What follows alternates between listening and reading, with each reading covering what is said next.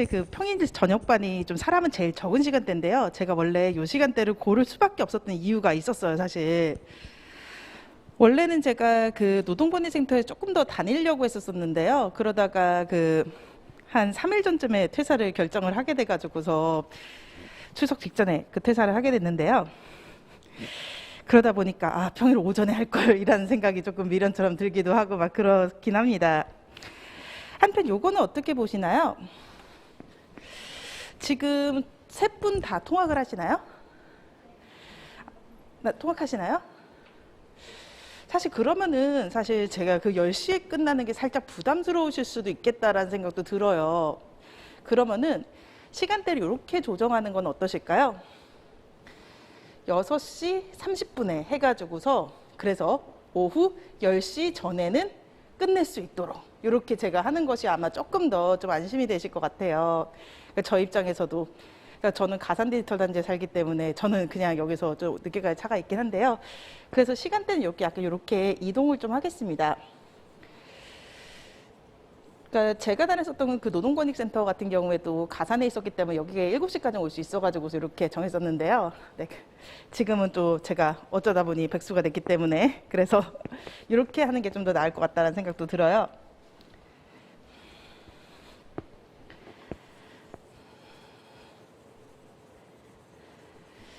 그리고 저는 이제 온라인 첨삭반을 운영을 같이 하고 있고요. 그리고 온천반하고 실강반을 합쳐가지고서 오픈 채팅방을 좀 만들려고 그래요.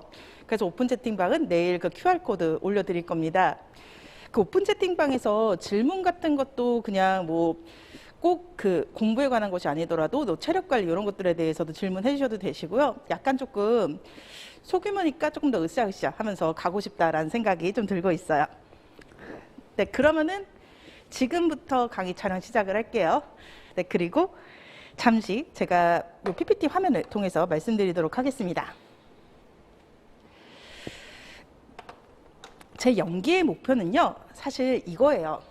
그리고 저를 선택하셨다라고 한다면은 이게 됐으면 좋겠다라고 생각을 합니다. 숲을 보는 노동법이라고 하는 부분이에요. 사실 그 연기에서 최고의 목표를 저는 납득이라고 생각을 해주셨으면 좋겠어요. 특히 노조법에서 더 그렇습니다. 우리 사교육들은요, 약간 그 장님 코끼리 만지듯이 이 부분에 대해서 외워라, 요렇게 써라 라고 하고 이 부분에 대해서 외워라, 요렇게 써라 라고 하고 이렇게 해서도 시험에 합격할 수 있게 만드는 것이 우리 사교육의 특징이긴 해요. 그런데 전체의 그림을 여러분들께서 알고 계시면은요, 그러면 암기가 덜 고통스러워지고 공부가 훨씬 더 효율적입니다. 그렇기 때문에 저는 그 파업도 해보고 그리고 그 시위도 해보고 단체 교섭 들어가 보고 막 이랬던 사람이니까요. 그래서 최대한 납득가게 설명드리고 전체적인 그림을 이미지화할 수 있도록 좀 노력을 할 겁니다. 그리고 또 생동차로서 합격을 하실 수 있는지라고 하는 부분에 대해 가지고서 먼저 말씀을 드리고 그리고 연기에서 답답한 부분과 해야 되는 것이 어떤 것인지 좀 말씀을 드릴게요. 제가 체감입니다. 통계가 있진 않거든요. 그리고 아마 합격 수기에서의 생동차 합격 그 퍼센티를 좀 가리면은요, 그건 정확하지 않을 수도 있어요. 공부 기간을 속이기도 하기 때문에. 그래서 제가 책임을 했을 때 그냥 제 수험생들이 생동차로 몇 명 합격을 했는지 이런 것을 좀 따져보면은요, 제 수업에서는 한 30% 정도까지는 또 생동차가 나오는 애가 있었어요. 그리고 약간 그 제 동기들이라던가 이 전체적인 그 느낌을 보았을 땐요, 한 10에서 15% 정도는 생동차가 나온다라고 보고 있습니다. 그런데 이런 측면이 좀 존재를 해요. 결국에는 그 경쟁률을 뚫어야 되잖아요. 우리는 시험을 보면서. 그러다 보니까 왠지 연기 때부터 되게 잘하고 싶고요. 그리고 연기 때부터 내가 남들보다 앞서갔으면 좋겠다라는 생각이 들 수밖에 없어요. 그런데 연기 때로는 좀 측정할 수가 없습니다. 왜 그러냐면요, 학습 곡선이 좀 이렇게 생겼기 때문이에요. 처음에 그 시작할 때는요, 느리게 성장할 수밖에 없어요. 그러다 보니까 암기를 하면 암기가 쭉 빠져나가고요. 그리고 책은 읽히는데, 그런데 내가 이걸 언제 답으로 써보지? 라는 생각이 들 수밖에 없습니다. 그런데 이런 과정을요, 거쳐줘야지 이렇게 도약할 수 있는 시점이 와요. 그리고요, 아무리 재능이 뛰어난 수험생들도 올해가 넘기 전에 이 과정에 도달하는 사람은 존재하지 않을 겁니다. 그렇기 때문에 사실 연기의 목표는요, 손에 잡히는 결과를 바라보자라고 하기보다는요, 과정을 좀 더 중시를 해주실 필요가 있어요. 내가 미션으로서 해야 할 것들을 얼마나 성실히 수행했는지라고 하는 그 과정에 초점을 맞춰주실 필요가 있습니다. 특히 제가 이 직전에요, 판례 암기와 관련해서 그 질문을 엄청나게 많이 받았어요. 그 노동법 이 기본서 이벤트를 하면서. 그때 노동법에 휘발성이라고 하는 것을 조금 느끼게 됐거든요. 이게 되게 심하고 판례 암기에 대해 가지고서 정말 어려워하신다라는 생각이 들었었는데, 원래 그렇게 생겨 먹었습니다. 이 법이라고 하는 게요. 그래서 내가 아는 것 같고 아는 것 같고 아는 것 같은데요, 근데 써보려면 안 써져요. 그런데 이 과정은 단기 기억이기 때문입니다. 이 단기 기억이 반복하다 보면은 장기 기억으로 전환되는 시점이 와요. 또 그 시점이 또 요 시점이라고 할 수가 있겠죠. 그렇기 때문에 지금은 아웃풋이 좀 잘 보이지 않는다라고 하더라도 성실하게 암기를 해주셔야 될 필요가 있어요. 지금 제가 암기 숙제 같은 것도 이 과제에 포함해서 내드릴 건데요. 근데 이것들은 삽질이 아닙니다. 저는 삽질을 시키지 않아요. 그렇기 때문에 조금 내가 잘 되지 못한다라는 고민이 들더라도요, 그래도 꾸역꾸역 잘하실 생각은 안 하셔도 되시는데요, 다 하시는 것이 좋습니다. 네, 그리고 나서 이 연기 때 미션에 대해 가지고서 좀 설명을 드릴게요. 잠깐 저기 프린트를 제가 드렸을 거예요. 보충 자료 프린트가 있고 과제 프린트가 있는데요. 보충 자료 프린트 앞에다가 적어 드렸습니다. 연기 기간의 미션은 좀 다음과 같아요. 첫 번째는요, 와닿지 않는 부분들이 있는지라고 하는 것을 점검하고 질문을 해주세요. 이때 와닿지 않는 부분이라고 하는 것은요, 내가 봤을 때 그냥 어떻게 보면은 뭐 사회 정의에 맞는 것 같아 보이기는 하는데, 이런 게 좀 걸려일 수가 있어요. 왜 근로자와 사용자가 이런 행동을 하고 있는지, 왜 저러는지라고 하는 거. 그리고 어떤 사실관계, 어떤 사건 같은 경우에는요, 아, 저게 왜 걸리지 싶을 수가 있어요. 이런 것에 대한 호기심은 사실 뭔가 그렇게 느껴질 수도 있거든요. 뭔가 시험 부적합한 게 아닌가, 수험 적합하지 않은 호기심이 아닌가라고 생각이 들 수도 있는데, 사실은 이런 걸 해결을 하셔야 됩니다. 이런 거를 해결을 하셔야지 판례는 다 외웠는데 내가 사례를 잘못 쓴다던가 그런 일을 방지를 할 수가 있어요. 그래서 이런 것들은 체크하고 와닿지 않으면 질문을 해주셨으면 좋겠습니다. 네, 그리고 인사와 노동의 공통입니다. 두 문자로 외워보시고요. 그리고 이 두 문자 혹은 키워드의 빈칸 채우기를 해주셔도 돼요. 제가 또 과제 프린트라는 거 하나 갖고 왔어요. 그 과제 프린트에서요, 약간 그 뒤쪽을 뒤집어서 보시면은 이런 빈칸이 있거든요. 이런 빈칸을 채워가면서 외우셔도 되시고 두 문자를 따라가셔도 되세요. 두 가지 방법론으로 일단 암기에 대한 그 미션을 드리는데요. 그런데 이때 이거를 결국에는 다 써야 된단 말이에요, 문장으로. 그때 기억은 단어로 해주세요. 기억을 문장을 통으로 외운다라고 생각을 하면은요, 여러분의 앞길에 좀 가시밭길이 좀 열리게 됩니다. 물론 그것을 의지를 통해서 극복을 하실 수는 있겠지만요, 그런 방법보다는 이게 더 현실적일 수도 있습니다. 우선은 두 문자나 빈칸 채우기로 단어를 외웁니다. 단어를 외우고 나서요, 쓰기 연습이라고 하는 것을 해야 돼요. 그 쓰기 연습을 할 때는 이게 다 복원되지 않아도 되거든요. 문맥이 맞고 그리고 뜻이 맞으면은 요약한 단어로 들어가도 되고요. 약간 비슷한 용어는 조금 바꿔 쓴다고 해가지고서 판사님들이 극대노하지 않아요. 그렇기 때문에 쓰기 연습은 단어를 문장으로 어거지로 이어준다. 처음엔 그럴 거예요. 그런 식으로 만들어가는 연습을 좀 해주실 필요가 있습니다. 그러면은 그렇게 해가지고 어거지로 쓰고 나면은요, 내가 쓴 그 쓰기 한 것이 굉장히 허접해 보여요. 그래서 마음에 안 드는데요, 이것들을 되풀이해요. 되풀이하다 보면 결국에는 그 문장, 그러니까 내가 쓸 수 있었던 문장들이 법학 답안 같은 문장으로 전환이 됩니다. 그리고 우리는요, 1년 정도, 1년 조금 안 되는 시간이 남았어요. 그렇기 때문에 그렇게 될 때까지 시간은 충분히 있다라고 할 수가 있습니다. 그리고 세 번째 부분입니다. 제가 그 연기 자료로요. 보충 자료 살짝 보시면은 보충 자료에 3페이지 같은 거 한번 볼게요. 3페이지 같은 걸 보면은 뭐 사실관계를 좀 줍니다. 그 책에는 판례가 나와 있고요. 여기에는 그 판례가 배경이 되었던 그 사건이 어떻게 진행됐고 어떤 특징을 가지고 있는지라고 하는 것을 이렇게 사례로 소개를 해드려요. 그리고 거기에 대해 가지고서 어떻게 풀어야 되는지라고 하는 것도 좀 이제 문장을 통해서 소개를 드리고 있는데요. 이런 기초 사례들이 수업 시간은 이런 식으로 보충 자료를 통해서 풀게 되고요. 그리고 과제 프린트에서 3페이지를 봐주세요. 3페이지를 봐주시면은 이런 식으로 제가 수업 시간에 다루었던 그 사례 문제라고 하는 것을 이렇게 내드립니다. 그래서 여기 있는 그 사례 문제를요, 좀 야매로라도 좀 한 번씩 풀어보셨으면 좋겠어요. 이 부분은 사실 다음 순환에 해도 되기는 해요. 그런데 이번 순환에도 조금 간단한 것들을 해주셨으면 좋겠다라는 생각이 드는 이유는요. 결국 노동수험의 목표는 노동법을 잘 아는 사람이 되는 게 아니거든요. 결국에는 사례 해결형 소논문으로 나오는 답안을 잘 만드는 사람이 돼야 돼요. 그렇기 때문에 사실 연기부터 좀 사고방식이 내가 이렇게 집어넣은 걸 어떻게 토해야 되는지라고 하는 것을 연결이 되면은 굉장히 효율적입니다. 그렇기 때문에 사례와 이걸 부수라는 건 아니고요. 많이 친해져 주세요. 그래서 친해져 주시면 좋을 것 같고요. 그리고 나서 마지막으로는요. 복습할 때 책을 읽으셔야 될 거 아니에요. 그때 어떻게 읽는지에 대해서 말씀을 드릴게요. 가장 아름다운 방법이고 가장 적합한 방법으로 소개가 되는 거. 이론은 여지없이. 이건 뭐냐면요. 이거입니다. 백지복습법이라고 하거든요.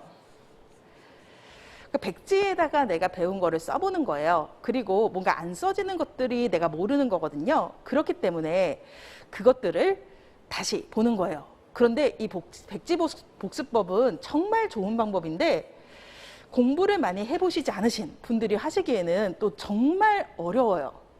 뭔가 내가 하얀 종이를 딱 앞에다가 놔둬요. 그러면은 이제 심장이 막 벌렁거리거든요. 그렇기 때문에 그걸 조금 순화해 가지고서 이렇게 해주세요.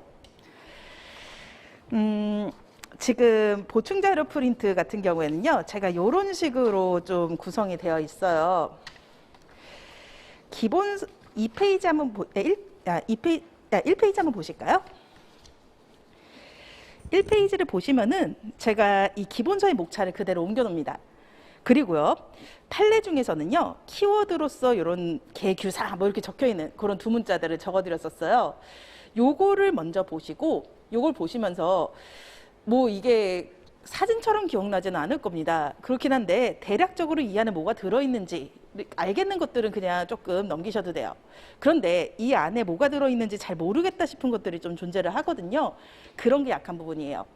공부를 하시다 보면은 차이가 좀 생깁니다. 어떤 거는 머리에 금방 들어오고 안 빠져나가는데 어떤 거는 아무리 집어넣어도 계속 빠져나가는 것이 있어요. 그런 것들을 이런 목차를 보는 학습을 통해 가지고서 조금 발췌독을 해주시고요.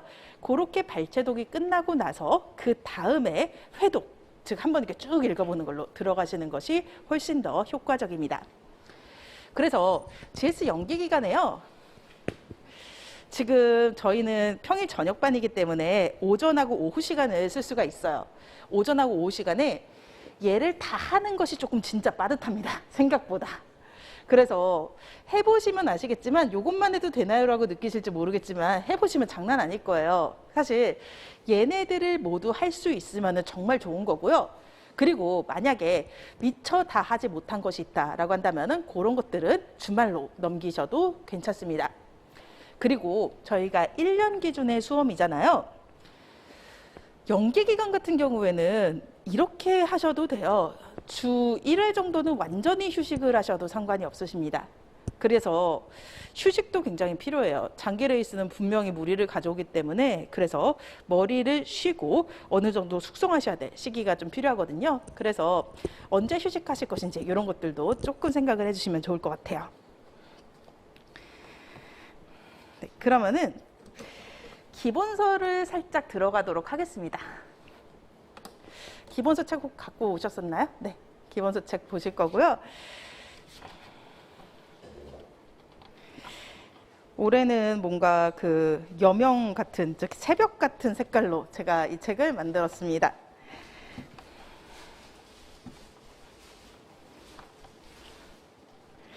그리고 이 책에서 막 그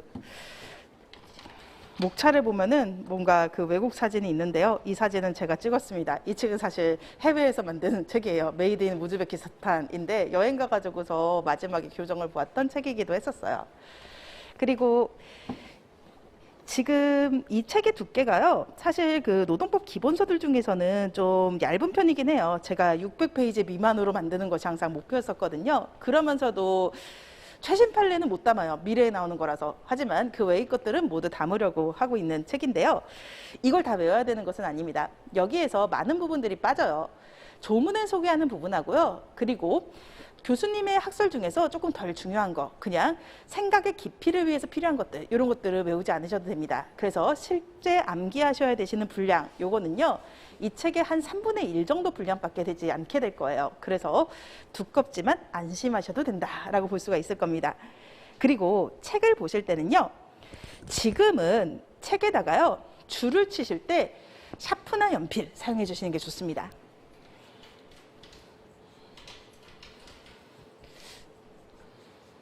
그리고요, 줄 치실 때는 좀 사실 그 자대고 줄 치세요.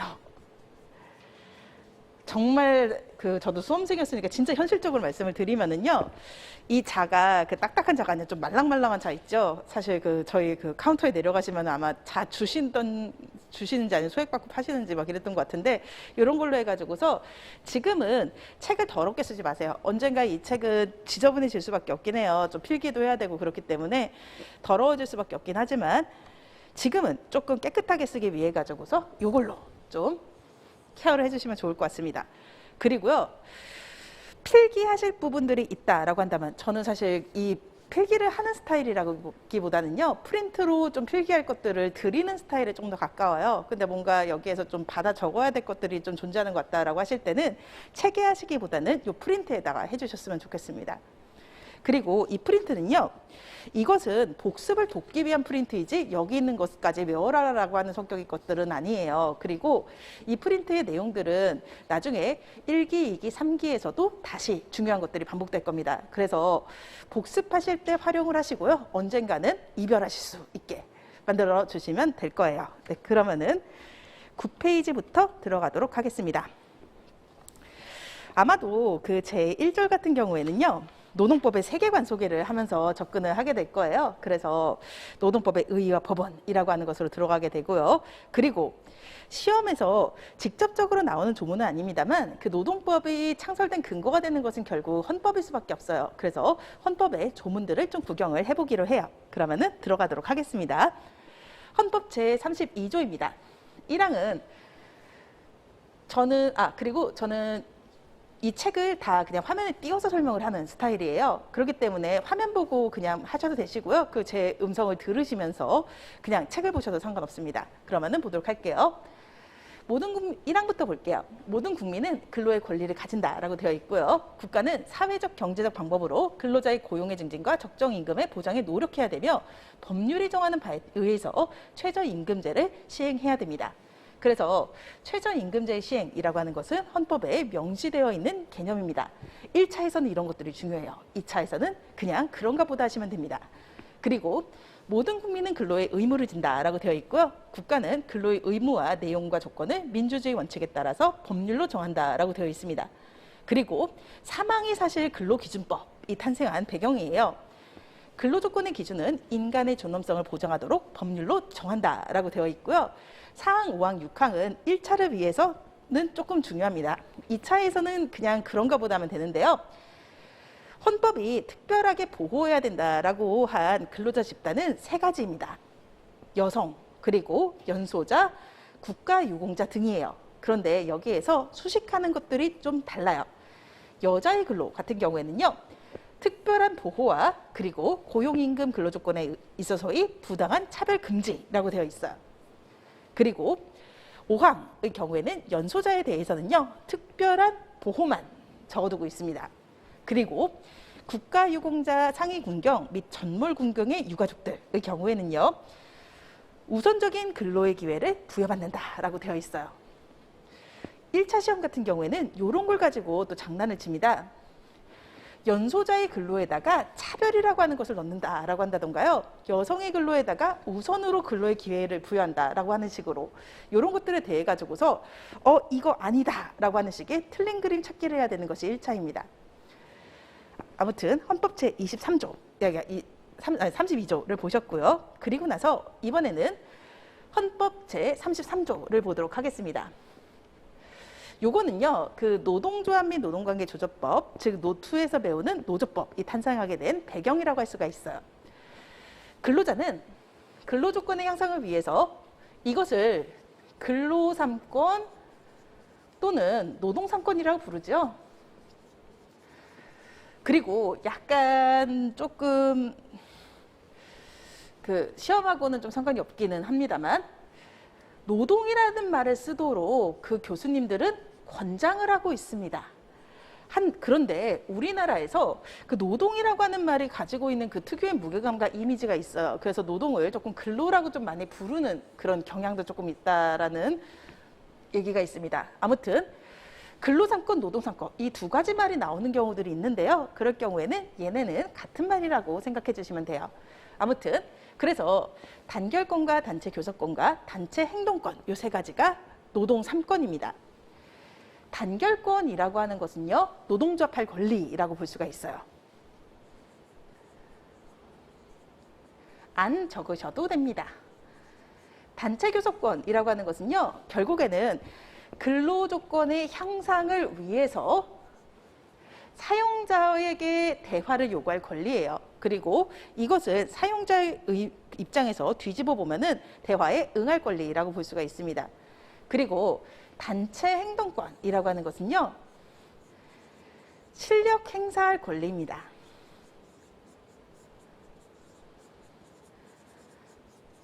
즉 이런 교섭을 요구를 했는데요, 그 교섭이 잘 안 되거나 혹은 사용자가 교섭을 거부했어요. 그랬을 때 집단적으로 시위할 수 있는 권리, 나아가서 시위뿐만 아니라 일 안 한다, 노무의 제공을 거부하는 파업까지도 합법적으로 할 권리라고 볼 수가 있습니다. 이게 헌법에 의해서 보장되고 있어요. 그리고 공무원인 근로자가 등장합니다. 공무원인 근로자들은요, 신분의 특성상 이런 노동 3권을 당연히 가지고 있지 못해요.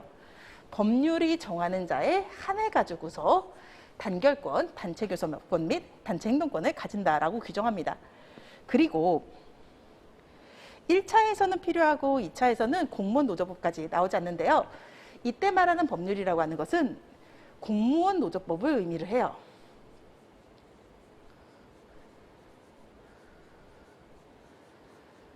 그래서 공무원인 근로자들은 공무원 노조법에 따라 가지고서 단결권은 공무원 노조법이 인정을 하고요, 단체 교섭권까지는 인정을 합니다. 그런데요, 공무원들 같은 경우에는 요거를 이 노조법, 공무원 노조법에서 인정하지 않아요. 그래서 약간 그 노동 이권이다 이렇게 부르기도 합니다. 그리고 세 번째입니다. 법률이 정하는 주요 방위사업체에 종사하는 근로자가 있어요. 사실 그 법률이 정하는 주요 방위사업체가 좀 범위가 넓어요. 생각보다. 여러분들이 생각하는 것보다. 이런 식이거든요. 현대, 로템 이런 식이에요. 그리고 한화, 케미칼 이런 식입니다. 그래서 좀 이렇게 좀 큰 기업 단위로 좀 주요 방위사업체가 종사가 나와 있어요. 그런데 이들의 단체 행동권, 이들 같은 경우에는요, 공무원과의 차이점이 이겁니다.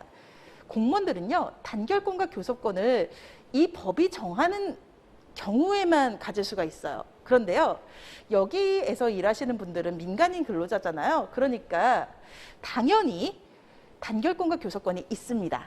다만 이들의 경우에 국가 안보에 중요한 영향이 있잖아요. 그래서 단체 행동권에 대해서만요, 법률이 정하는 바에 의해서 그래서 법률이 구체적으로 여길 정해요. 현대로템이나 하나케미칼에 일하는 그 모든 근로자들이 아니라요. 이 중에서 특정 업무입니다. 주로 방산물자를 생산하는 것, 실제 무기를 만드는 작업에 종사하는 사람들, 이런 사람들에 대해서만 제한하거나 인정하지 않을 수 있다라고 보고 있어요. 마찬가지로 2차에서는 이것들을 그냥 헌법이 보장하는 권리로서 노동 3권이라는 게 존재한다 정도만 이해를 하셔도 돼요. 그런데 1차의 경우에는 공무원인 근로자와 법률이 정하는 주로 방위사업체에 종사하는 근로자가 서로 다른 표현으로 수식되어 있다 같은 것을 조금 눈치를 채주시고, 그리고 이런 것들을 가려내는 그 안목이라는 게 좀 필요합니다. 네, 그러면은 이 헌법에 따라서 제정되게 된 그 노동법을 한번 들어가도록 하겠습니다. 노동법의 개념과 특성 한번 보도록 하겠습니다.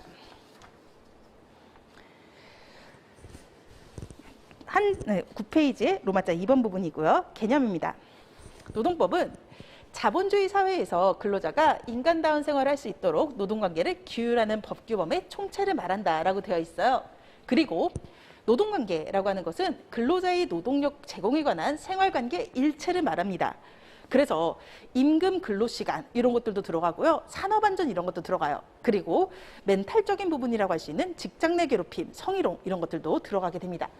그리고 이때의 노동이라고 하는 것은 독립노동이 아닌 종속노동을 의미한다라고 되어 있어요. 여기에서 독립노동이 무엇인지라고 하는 것과 관련해서 잠깐 칠판 봐주세요. 요거는 제가 그 프린트에 달아놓지 않았는데 그 이유는 너무 당연하게 여러분들이 앞으로 알게 될 거라서 그래요. 회독하실 때는 이 부분이 필요 없으실 거거든요. 독립노동이라고 하는 것은 일을 하면서 먹고 사는 사람들이긴 한데요. 개인 사업자의 노동, 이런 것을 독립노동이라고 할 수가 있어요. 도급이 좀 대표적인 거죠. 가장 친숙하실 수도 있을 겁니다. 도급은 일의 완성을 목적으로 하고 일이 완성되면 보수를 지급하는 내용의 계약입니다. 기계의 수리를 맡긴다던가 인테리어 공사를 맡기는 경우에요. 그런 경우에는요. 수리가 끝나고 공사가 끝났을 때 그때 대금과 보수를 지급을 하게 되죠.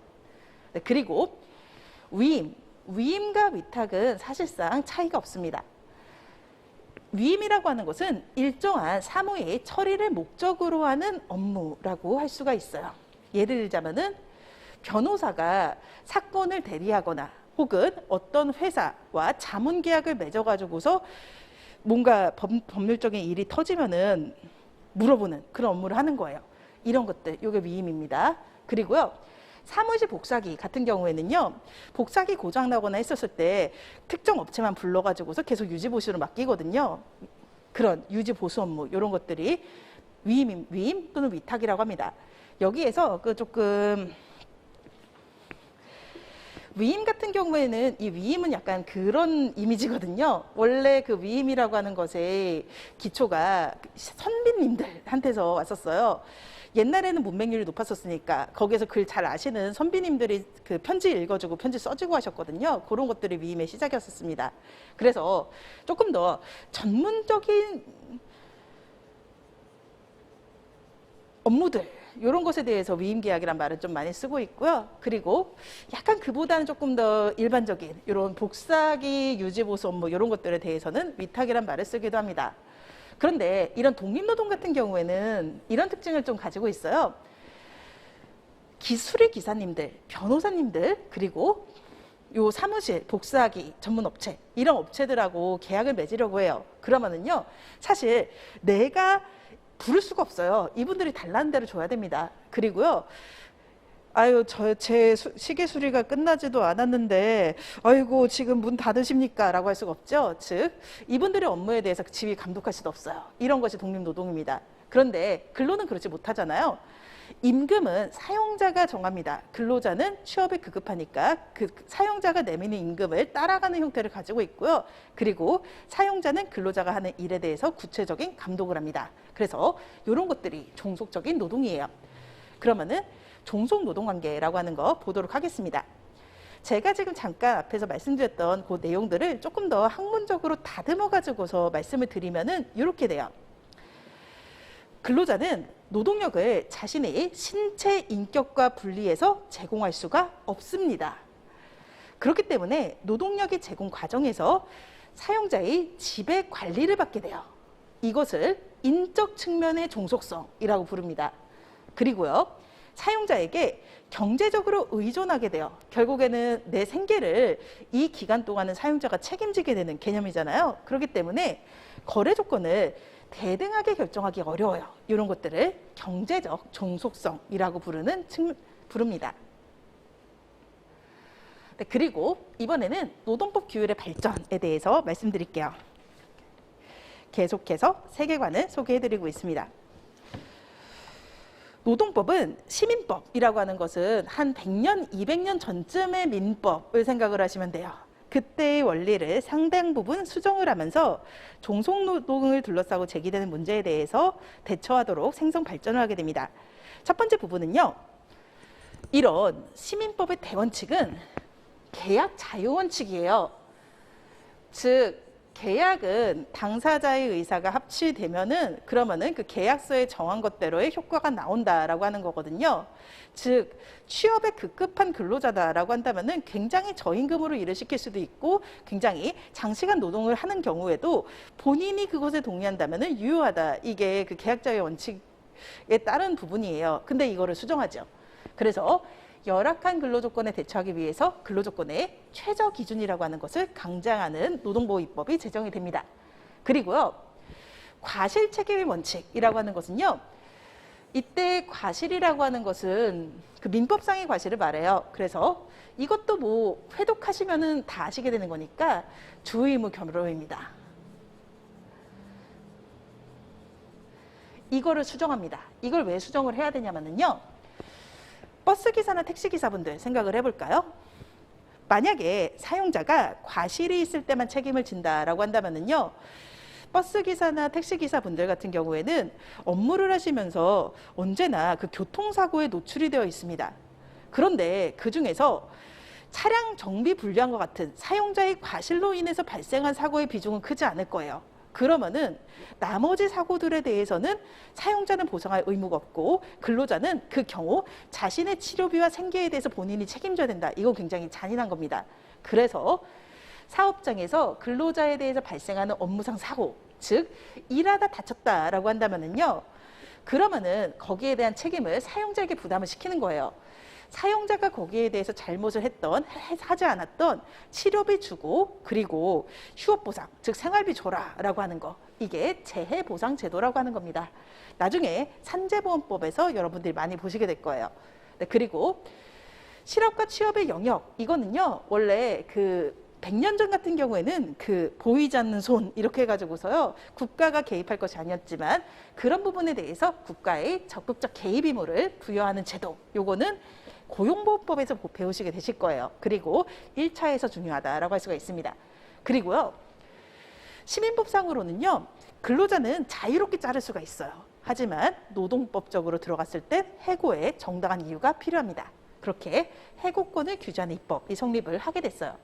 그리고요, 시민법상으로 단결활동이라고 하는 것은요, 이렇게 봅니다. 이 단결활동 중에서 파업이라고 하는 부분을 한번 생각을 해볼게요. 이 파업은 100년 전에는 요거였었어요. 아니, 일하기로 해놓고 나서 집단적으로 일을 안 하는 이 괘씸함이라고 하는 것은 민사상으로는 채무불이행입니다. 그래서 공장이 멈춤으로써 발생한 손해를 다 근로자 측이 물어야 되는 거예요. 형사상으로는 업무 방해입니다. 그러니까 이거 주도한 사람 감옥 가라라고 하는 거, 이게 100년 전의 입법이었었어요. 그런데 이것을 철폐하고 노동조합할 권리, 그리고 사용자에게 교섭을 요구하고 사용자는 교섭에 응할 의무, 그리고 정당한 경우에는 적법하게 파업을 하고 이런 파업에 대해서 발생하는 손해배상으로서의 민사책임, 그리고 죄로서의 형사책임을 면책시켜주는 그런 노조법이라고 하는 것이 마련이 되게 됩니다. 그래서 이번에는 저희 시험 범위 소개죠. 로마자 3번으로 가겠습니다. 노동법의 체계입니다. 노동법의 체계는요, 근로자 개인과 사용자 사이의 노동관계의 성립, 전개, 종료를 둘러싼 관계를 규율하는 개별적 근로관계법, 여기에서 다루는 것들이 임금과 기타 근로 조건에 대한 부분입니다. 그리고 근로자의 노동관계상 이익을 대변하는 노동단체의 운영과 교섭을 중심으로 전개되는 집단적 노사관계법, 이게 노2에서 말하는 노조법을 중심으로 한 내용입니다. 그 다음에요, 노동법이 확충 발전하면서 근로자의 경영 참가 내지 노사협의회를 둘러싼 관계, 요거는 근로자 참여 및 협력 증진에 관한 법률이라고 하고요. 우리 시험 범위엔 들어오는데 출제 확률이 높진 않습니다. 그리고 노동시장과 구직 활동을 둘러싼 관계, 고용보험법, 직업안정법과 같은 것들이고요. 요거는 1차에서 주로 보시게 될 거예요. 이런 것들이 등장을 하게 됩니다. 그러면은 지금부터는 조금 시험에 나올 수 있는 것들에 대해서 말씀을 드릴게요. 그리고 로마자 4번에 법원이라고 하는 것이 소개되어 있습니다. 법원이라고 하는 것은요, 어디까지가 노동법이냐, 노동법이라는 말과 똑같아요. 그리고 의의 보도록 하겠습니다. 여기서부터는요, 보충자료 1페이지 함께 왔다 갔다 하시면서 보시게 되실 겁니다. 책 먼저 보도록 할게요. 10페이지에 나와 있죠. 법원이라고 하는 것은요, 동그라미 1번에 이렇게 적혀 있어요. 분쟁을 해결하기 위해서 법관이 기준으로 삼아야 할 규율 근거의 존재 형식을 말한다라고 하고 있고요. 노동법의 법원이라고 하는 것은요, 노동관계를 규율하는 모든 규율 근거를 말한다라고 하고 있습니다.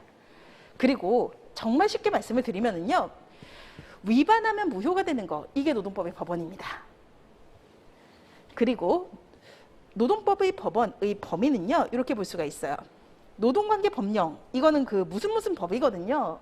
이것은 물론이고 사업장 내 자치 법규인 단체협약, 취업규칙, 근로계약 등도 노동법의 법원으로 인정이 되고 있습니다. 그러면은 각각에 대해 가지고서 각계 격파해서 말씀을 드릴게요. 종류에서 첫 번째로 소개드리는 것은 무슨 법에서의 노동관계 법령입니다. 국가가 제정한 실정 노동법, 법제처에서 찾아볼 수 있는 애들, 얘네들을 노동관계 법령이라고 말하고요.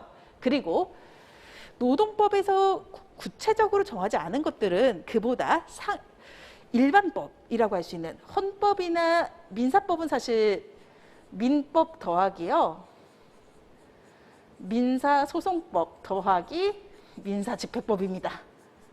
아무튼 이런 민사법, 그리고 형사법, 행정법, 이 관련 법규도요, 노동관계에 대해서 기초적 또는 보충적 규정으로서 노동법의 법원이 됩니다.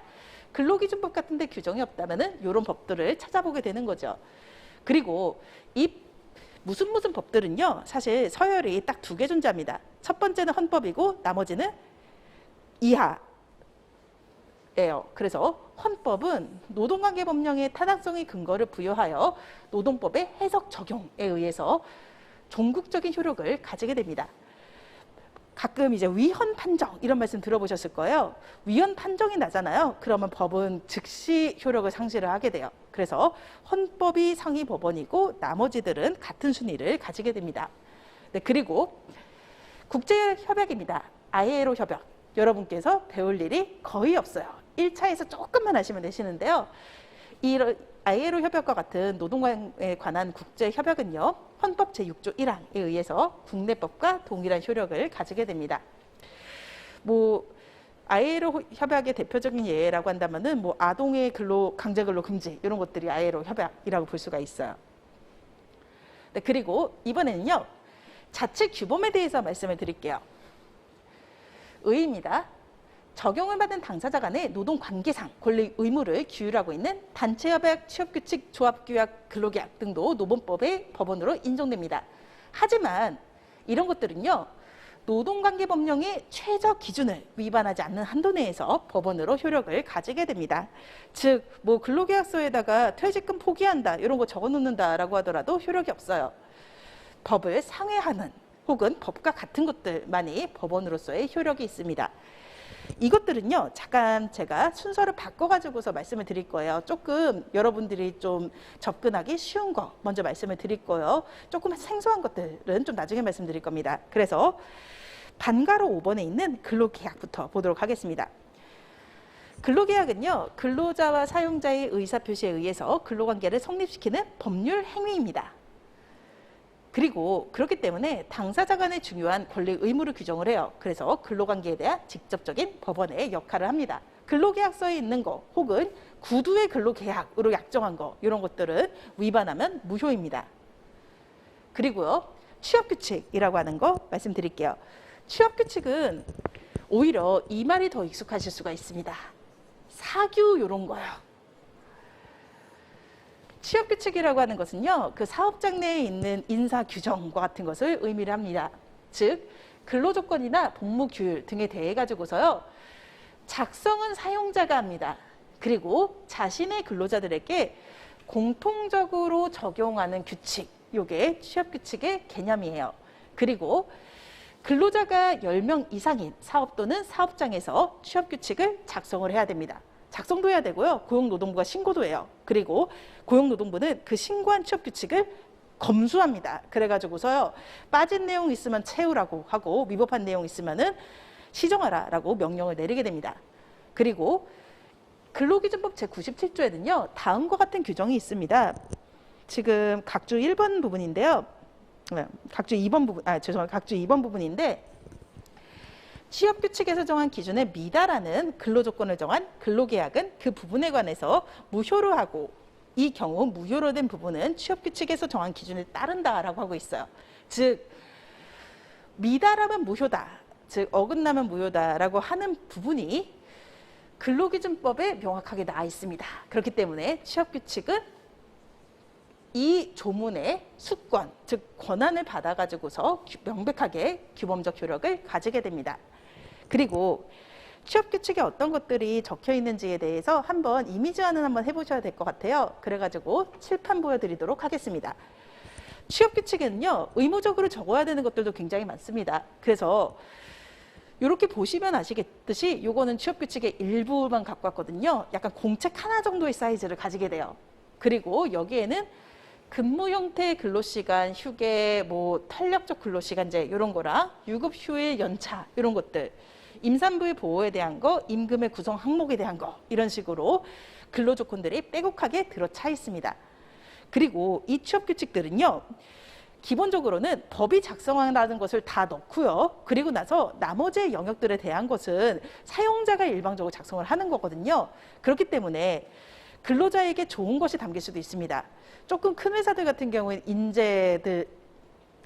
인재를 좀 확보를 해야 되잖아요. 그래서 좋은 거, 복리후생 이런 좋은 것들이 담겨 있을 수도 있고요. 그리고 근로자에게 나쁜 것이 담겨 있을 수도 있습니다. 예를 들자면은 투잡을 금지한다라고 한다던가 용모와 복장 등에 대해서 좀 엄격한 규율을 만드는 거죠. 그래서 취업규칙은 그런 특징을 좀 가질 수가 있습니다. 회사마다 조금씩 달라요. 그리고 단체협약 보도록 하겠습니다. 반가로 2번 부분입니다. 단체협약이라고 하는 것은요. 노동조합과 사용자 또는 사용자 단체 간의 단체 교섭의 결과로서 근로조건 기타 노사관계 제반에 관해서 합의한 문서를 말합니다. 그리고 단체협약의 근로조건 기타 근로자 대우에 관한 부분은요. 노조법 제33조에 따라서 규범적 효력을 가지게 돼요. 여기에서 각주 1번 보시면 되시겠죠. 노조법 제33조의 경우에는 단체협약에서 정한 근로조건, 기타 근로자의 대우에 관한 기준에 위반하는 취업규칙 또는 근로계약에 대한 부분은 무효로 하고, 그리고 규정되지 않은 상황 또는 무효로 된 부분은 단체협약에서 정한 기준에 의한다라고 되어 있어요. 그렇기 때문에 단체협약 역시 이 규정의 수권을 받아가지고서 노동법의 법원입니다. 그리고 단체협약이라고 하는 것은 어떤 것인지에 대해서 좀 말씀을 드릴게요. 단체협약 역시 그 공책 한 권 크기 정도 되는 규정집의 성격을 가지게 됩니다. 한 100조, 막 200조 이런 식으로 많은 것이 들어가 있어요. 그리고 이 중에서 규범적 효력을 가지는, 즉 노조법 제33조 1항에 나오는 그런 것을 우리는 규범적 부분이라고 합니다. 어떤 회사에서 만든 그 단체협약의 조문을 좀 예시로 들어가지고서 말씀을 드릴게요. 이것은 조합원 및 가족이 질병으로 병원 진료 시에 의료보험 급여 본인 부담금의 일부를 지원하는 것, 즉 조합원과 가족의 치료비를 지원하는 거예요. 이런 것은 법에서 하라고 시킨 게 아닙니다. 이것은요, 노동조합이 해달라 단체 교섭을 통해서 요구했고 그 결과로서 타결된 거예요. 그래서 단체 협약에는요, 일반적으로는 법보다 상회하는 내용들이 좀 많이 들어가 있습니다. 그리고 이런 것들은요, 그러니까 개별 조합원들은 단체 협약 제88조에 따라 가지고서 저 치료비 주세요라고 청구를 할 수가 있고요. 만약에 회사가 정당한 이유 없이 청구를 거절해요. 그러면은 거기에 대해서 소송을 제기할 수도 있습니다. 이게 규범적 부분이라고 하는 얘기가 돼요. 그런데 단체 협약에는 그런 거 말고 이런 게 또 들어와 있기도 합니다. 어떤 거냐면은요, 노동조합과의 약속이에요. 대체적으로는 노동조합한테 편의를 제공한다라고 하는 부분이 되거든요. 시작은 우선 사무실을 운영한다라고 생각을 해볼게요. 사무실을 운영한다라고 하면 비용이 들겠죠. 노동조합도 사무실 운영이니까 비용이 들어갑니다. 이 비용 중에서 제일 큰 거, 이게 뭐냐면요, 사무실 임대료예요. 네, 그래서 노동조합이 이런 단체 협약을 맺는 데 성공을 했어요. 회사는 조합의 요청이 있을 경우 조합 사무실로 적합한 건물 또는 일부를 전용 사무실로 제공하고 조합 활동에 필요한 시설 비품 직기 사용을 인정하며 조합 사무실의 관리 유지비를 부담한다라고 되어 있습니다. 이런 거는 회사가 법적으로 해줄 의무가 없지만요. 아무튼 노동조합이 요구를 해서 받아들여지면 노조 입장에서는 자신들의 운영이 굉장히 편해질 거예요. 네, 이런 것들, 즉 노동조합과의 약속에 관한 사항은 채무적 부분입니다. 규범적 부분은요, 이렇게 돼요. 위반하면은 무효입니다. 그런데요, 이런 것은 순수한 계약에 대한 부분이라고 할 수가 있어요. 그래서 위반하면은 무효가 되는 것이 아니라 채무 불이행이 됩니다. 그래서 노동조합은 사용자가 만약 이것을 지키지 않았다라고 한다면은 뭐 채무 불이행으로서 민법에 따른 소송을 제기할 수도 있어요. 다만 일반 개인들이 이 소송을 제기할 수는 없죠. 그래서 채무적 부분이라고 하는 것은 적용 대상이 노동조합입니다. 규범적 부분은요, 적용 대상이 근로자입니다. 이 차이를 통해서도 구별을 하실 수가 있어요. 그리고 단체 협약 말씀을 드렸으니까요, 조금 더 그 단체 협약에 대해서 소개를 해드리겠습니다. 다시 PPT를 한번 봐주세요. 이것도 그냥 자연스럽게 알게 되시는 부분이라 가지고서 제가 필기 노트에 남겨놓진 않는데요. 일반적으로 우리가 단체 협약이라고 부르는 것은요, 사업장 내의 최고 규범에 해당하는 공책 한 권 정도 크기의 규정집입니다. 그리고요, 이 규정집은 노조마다 다르지만 유효기간이 있어요. 그 유효기간이 있고 유효기간이 끝나면은 갱신하는 식으로 1년에서 3년 사이에 한 번씩 체결합니다. 노조법은요, 최장 유효기간은 3년까지로 한다라고 하고 있어요. 그렇기 때문에 3년에 한 번씩은 검토하고 갱신하는 작업을 해야 되는데요. 이 갱신이라고 하는 거, 그리고 신단체 협약의 체결이라고 하는 것은요, 이 체결 주기마다 100개 넘는 조항을 다 리셋하진 않아요. 그건 너무 힘듭니다. 그렇기 때문에요, 그냥 괜찮은 거, 이런 것들은 그대로 가져가요. 그리고 바꿔야 되고 개선이 필요한 것들, 이런 것들은 사용자 측이 바꾸라고 요구하는 안들이 또 있고요. 노동조합이 바꾸자고 요구하는 안들이 있습니다. 이런 것들에 대해 가지고서 대화를 해가지고서 바꿔나갑니다. 그래서 법령 개정 같은 것도 전면 개정되기보다는 일부 개정되잖아요. 단체 협약이나 취업 규칙의 개정 작업 역시 그런 식으로 일부 바뀌면서 업데이트 돼가는 그런 것이라고 볼 수가 있습니다. 한편 그 외에도요, 법적 성격이 단체 협약의 문서들이 존재합니다. 단체 협약이라고 하는 것은요, 결국 노동조합과 사용자가 도장을 찍은 문서가 단체 협약이거든요. 그래서 임금협약이라고 하는 것은 또 역시 법적 성질이 단체 협약입니다. 임금협약은요, 연봉협상을 매년 하잖아요. 그것과 마찬가지로 1년마다 한 번씩 체결하는 것이 대부분입니다. 그리고 이런 것은요, 기본급은 몇 % 인상할 거고요, 상여금은 몇 % 인상한다, 혹은 상여분은 얼마 주겠다라고 하는 식으로 심플하게 종이 한 장짜리로 체결이 돼요. 그리고 이 임금협약은 늦게 체결되는 경우가 발생할 수도 있어요. 예를 들자면은 2022년도에 임금입니다. 그것은요, 이 임금협약은 정상적이다라고 하는 상황은요, 21년 12월 말일까지는 얘기가 다 끝나는 거. 이게 이게 정상적인 모습이겠죠. 그런데 현실은 좀 그러기가 어려운 면이 있어요. 사용자 측은 어떻게든 안 올려주려고 할 거고, 그리고 근로자 측은 10원이라도 더 받아내려고 할 겁니다. 그러면은 이게 해를 넘는 경우가 빈번한 거예요. 예를 들자면 22년 5월 1일에 타결이 됩니다. 그러면은요, 그때부터 인상하는 게 아니에요. 이때 3% 인상으로 타결이 되었다라고 하면은요, 1월부터 4월까지의 임금, 기본급에 대한 부분도요, 요 3% 부분을 소급해서, 그래서 일시불로 지급을 합니다. 이런 것들을 임금 인상 소급분이라고 얘기를 해요. 이런 것들도 많이 발생하니까 알고 계시면 좋을 것 같아요.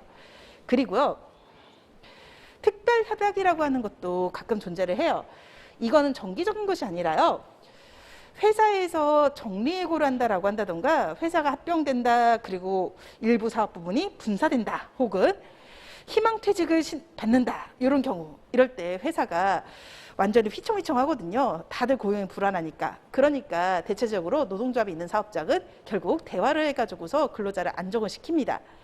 이런 구조조정과 관련해가지고서 확인할 건데 어느 정도로 해가지고서 근로자의 피해를 줄일 것인지, 이런 부분들, 그런 거에 대해 가지고서 특별히 문서로 합의를 해요. 그러면 그것은 법적 성질이 단체 협약이 됩니다. 그리고요, 인사체계 개편 같은 거, 사실 이거는 원칙적으로는 사용자의 고유 권한이긴 한데요. 근데 노동조합이 여기에 참여하고 사용자가 이걸 허용을 해요. 그러면은 이렇게 개편할 수 있겠죠. 그런 경우에 그때 이 개편 과정과 관련된 문서가 남아있고 노사가 도장을 찍었어요. 그러면은 법적 성질은 단체 협약이 됩니다. 그리고 이런 것도 역시 당연히 위반하면 무효다라고 볼 수가 있겠죠. 네, 그리고 이번에는 단괄호 4번으로 가도록 하겠습니다. 조합 규약이라는 애가 등장을 해요.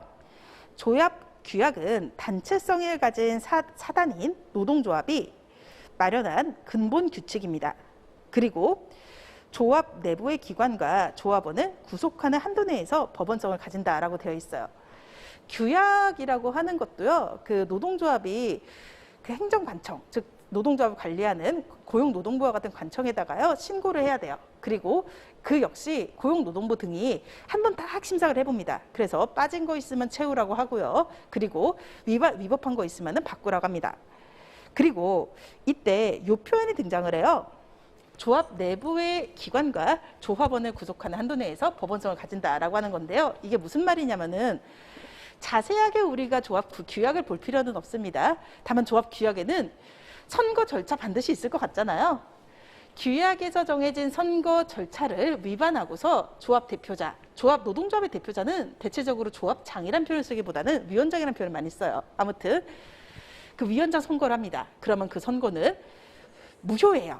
그렇기 때문에 조합 규약 역시 조합 내부의 문제에서는 법원성이 있다라고 부릅니다. 위반하면 무효가 되니까.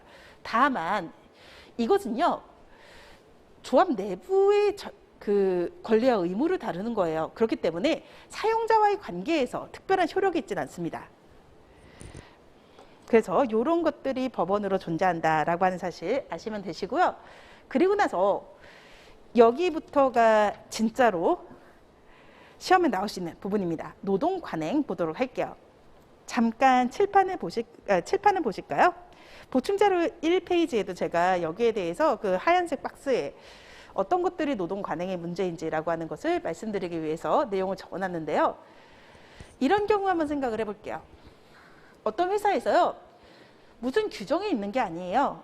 취업규칙에도 그런 내용이 없고 단체협약에도 그런 내용이 없고 근로계약상으로도 내용이 없습니다. 그런데요, 창사 이래 20년 동안 11월 달에 20만 원의 김장 비용을 계속 지급을 한 거예요. 이런 경우에 그때 이것이 노동 관행으로 성립됐다라고 한다면요, 회사가 지급하지 않았을 때 근로자들이 이걸 달라고 할 수가 있습니다. 그 문제가 노동 관행의 문제다라고 할 수가 있고요. 한편 회사는 이럴 수가 있습니다. 요새는 코로나19로 회사가 어려워요. 그래서 지급이 너무 부담되는 거예요. 그러니까 올해는 지급하지 않고 싶은데 그러면은 어떤 과정을 통해 가지고서 이거를 지급하지 않을 수 있는지 적법하게, 이것은 노동관행의 성격이 어떤 것인지에 따라서 달라집니다. 그래서 이 문제를 한번 달아보도록 할게요. 노동관행 보도록 하겠습니다. 노동관행 문제점이라고 나오는데요. 개념이 소개되어 있어요. 성문화되지 않은 채 노동생활관계에 관해서 계속적 반복적으로 행해지는 처리 방법으로서 노사 간의 행위 준칙으로 인정된 것을 말합니다. 여기에서 성문화라고 하는 것은 종이로 적히지 않은, 즉 규정이 없는 이란 뜻입니다. 그리고 이런 노동관행이라고 하는 것이요, 사실 어떠한 견해에 따르더라도요, 이런 경우라면 회사가 지급하지 않았을 때 근로자들이 청구할 수 있다라고 하는 부분에 대해서는요, 모든 교수님들의 의견을 같이 하십니다. 그런데 왜 그럴까라고 하는 부분들이 달라요. 그래서 노동관행의 법적 성격이라고 하는 부분에 학설논의 보도록 하겠습니다. 첫 번째 견해는요, 이런 관행은 경영상의 관습법이거나 혹은 불문의 취업규칙의 성격을 가진다라고 보는 것이 규범설의 입장입니다. 네, 그리고요, 두 번째입니다. 반복된 경영상 행태에 대해 가지고서요, 일방 당사자는 의무를 부담하고 있고 다른 타방은 그것을 승낙해서 받아들인다라고 하는 묵시적인 의사 합치가 계속 있는 것이 추단된다, 있는 것으로 보인다라고 하는 계약설이라고 하는 견해가 있습니다. 네, 그리고 세 번째는요, 장기간 근로자들은 신뢰를 가집니다. 아, 요때쯤이면 사장님이 김장 비용 줄 거니까 그거 갖다가 배추도 사고 무도 사고, 이런 것에 대한 신의칙상의 의무다라고 보는 것이 신뢰 책임설의 입장이에요. 그리고 판례는요, 원래 판례가 좀 그렇습니다. 지금 학설이 A라고 하는 방향과 B라고 하는 방향과 C라고 하는 방향, 요거에 대해서 이렇게 갈림길을 가지고 있잖아요. 그러면은 이게 각각의 교수님들의 견해거든요. 그리고 사실 조금 이 노동법 교수님들이 그렇게 많지는 않잖아요. 그래서 좀 이래요. 한 명 제기하시면은 유력설이고요. 그리고 한 2명, 3명 제기하시면 통설이라고 부릅니다. 아무튼 이렇게 학설이 몇 가지가 있는데요. 판례는 여기에 대해 가지고서 문제를 해결하는 데 집중을 하지 교수님들이 견해 중에서 어떤 교수님들이 맞는지를 확인해 주지 않습니다. 그래서 지금 이 판례는요, 이 중에 뭐가 맞는지에 대해 얘기하지 않고 그 노동 관행이 성립하려는 요건에 대해서 얘기를 했어요. 그래서 그 내용 보도록 하겠습니다. 기업의 내부에 존재하는 특정한 관행이 근로계약의 내용을 이루고 있다라고 하기 위해서는요, 그러한 관행이 기업사회에서 일반적으로 근로관계를 규율하는 규범적인 사실로서 명확히 승인되거나 구성원들에 의해서 일반적으로 아무로 이의를 제기하지 아니한 채 당연한 것으로 받아들여져서 사실상의 제도로서 확립되었다라고 할 수 있을 정도의 규범인식에 의해서 지지돼야 된다라고 판시하고 있습니다. 그래서요, 여기는 요럴 때 두 문자가 좀 등장을 합니다. 그래서 개, 규, 사 이렇게 두 문자로 외워주시면 좋을 것 같습니다. 그리고 이 판례의 뉘앙스는 이거거든요. 보시면은 노동관행이라고 하는 것은 그냥 한 1년, 2년 갖고는 안 되겠다, 상당히 오랫동안 지속되겠다라고 하는 느낌이 좀 드실 거예요. 좀 엄격하게 보겠다라고 하는 건데요. 그렇다라고 한다면은 우리가 수험에 있어서 뭔가 사실관계가 나오고 그리고 거기에 대해서 내가 판단을 해야 돼요. 이 판례를 적고 나서. 그랬을 때 그 판단을 할 때 어떻게 방향을 잡아야 되는지라고 하는 것을 한번 팁을 드릴게요. 지금 각주 5번에 나와 있는 내용인데요. 결론적으로 말씀드리면은 근로자에게 유리한 관행의 경우에는요, 한 5년 이상 지속된다. 좀 꽤 되네 싶어요. 그러면은 관행 성립했다고 해주세요. 그리고 근로자에게 불리해요. 그럴 경우에는 꽤 오래 지속됐다라고 하더라도 그런 사정은 있으나 기업 내에서 사실상의 제도로서 확립되어 있다라고 할 수는 없다. 거기까지는 안 갔다라는 식으로 그렇게 짚어주시면 됩니다. 그리고 그렇게 판단을 할 수 있는 근거라고 하는 것이 각조에 나와 있어요. 교수님의 의견입니다. 사실로서의 관행에 법원성을 긍정하는 것은 근로자의 권리를 보다 엄격하게 넓게 인정해 주려는 것이지 사용자의 권리 보장을 위함은 아니다라고 봐요. 그래서 근로자에게 불리한 노동관행의 성립이라고 하는 것은 판례가 굉장히 엄격하게 보고 있습니다. 다만 아까 그 김장비 같은 거 있죠? 그런 것들은 한 20년이 아니라 한 10년 정도 되더라도 인정이 될 거예요. 네, 그리고 그 다음에요. 요 ABC라고 하는 것이 왜 달라지는지라고 하는 부분과 관련해서 좀 직접적으로 실익이 있는 것들이 등장을 할 거예요. 우선은 그 반가로 3번에는 신입사원에게도 노동 관행이 적용되는 근거에 대해서 나와 있습니다. 그리고 그거를 한번 불문의 취업규칙, 즉 규범서라고요. 계약서라고 신뢰책임설, 이 세 가지로 한번 나눠서 보도록 할게요. 신입사원에게 적용되는 근거에 대해서요. 이 규범설의 경우에는 이것은 종이로만 적혀 있지 않았지 사업장의 법규다라고 봅니다. 그렇기 때문에 노동관행의 규범적 효력에서 신입사원에게 적용되는 근거가 도출된다라고 봅니다. 그리고요. 계약설은 신입사원에 대해서 달리 약정하지 않았어요. 그럴 경우에는 사용자도 묵시적으로 준다라고 생각을 하고요. 신입사원도 다른 분들 다 받았으니까 나도 주겠지라고 하는 거예요. 즉 노동관행의 적용에 대한 묵시적 의사 합치가 있다라고 봅니다. 그리고요. 신뢰책임설이라고 하는 것은 자신에게도 신입사원 역시 설마 선배님들 다 받았는데 나는 안 줄까라고 하는 신뢰가 있을 것이고 거기에 대해서 사용자는 마찬가지 책임을 져야 된다라고 하는 것을 그 근거로 두고 있습니다. 네, 그리고 반가로 4번입니다. 노동관행을 천외하는 방법인데요. 규범설의 경우에는요. 취업규칙 변경에 준하는 절차를 거쳐야 된다라고 봅니다. 이 취업규칙의 변경은요. 근로자 집단의 동의를 얻어서 할 수가 있어요. 나중에 한 다음 시간에 배우실 거니까 그냥 그런가 보다 하시면 되시고요. 계약설은 좀 심플하게 합니다. 그 사용자가요. 미안하다. 올해는 김장비를 주지 못하겠다라고 하면은 오케이라고 봅니다. 즉 노동관행과 다른 의사표시를 하면 된다라고 봐요. 신뢰책임설은요. 동의받으라고 합니다. 즉 구속력을 배제하기 위해서요. 각각의 당사자 간의 특약이 필요하다라고 보고 있습니다. 네, 그리고 이번에는요. 그러면은 셋 중에 뭐가 맞는지에 대해 가지고서 말씀을 드릴게요. 이 검토는 판례가 여기에 대해 가지고서 검토를 적지 않았습니다. 그러다 보니까요. 결국에는 제가 요거는 행정해석이라고 하는 것에서 따왔어요. 이 행정해석이라고 하는 것은 그 공무원들, 근로감독관과 같은 사람이 임금 체불과 같은 것을 처리할 때 보는 지침이거든요. 법적으로 그 효력이 있지는 않습니다. 하지만 실무가 그렇게 돌아갈 수밖에 없어요. 그게 행정해석인데요. 네, 아무튼 근로기준법 제94조 이게 그 취업규칙 변경 절차를 정한 규정이거든요. 이 규정은 근로조건이 저하되면 즉 불이익하게 변경이 되면 근로자의 집단적 동의를 받으라고 하고 있으니까 그 취지가 성문의 근로조건인 취업규칙이 불이익하게 변경될 때도 적용이 돼야 되지만 불문의 근로조건인 노동관행이 불이익하게 변경될 때도 적용돼야 된다라고 보는 규범설이 타당하다라는 식으로 정리를 하실 수가 있습니다. 네, 그 다음에요. 마지막으로 13페이지에서요. 쌍괄호 5번 판례 행정해석이라고 하는 얘까지 보고서 쉬었다 갈게요. 판례 행정해석 부분에서요. 사실 그 영미법이라고 하잖아요. 영미법 같은 경우에는 판례가 법원의 역할을 합니다. 그런데요.